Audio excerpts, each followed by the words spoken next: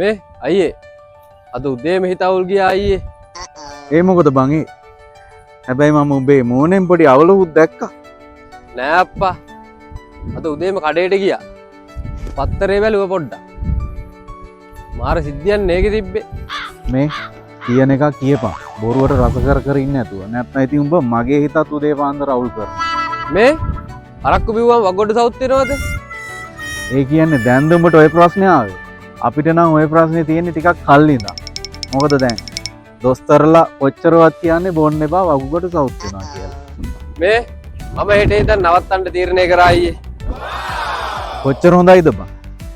උඹලා වගේ උන් මේ ලංකාවේ හැමතැනම හිටියා නම් ඔය අරක්කු කියලා දෙයක්වත් නැහැ. ලෙඩ කියලා දේවලුත් නැහැ. සතුටුයි. පත්තරේ බලන එක අප්පා. මං හෙට ඉඳන් නවත්තන්න.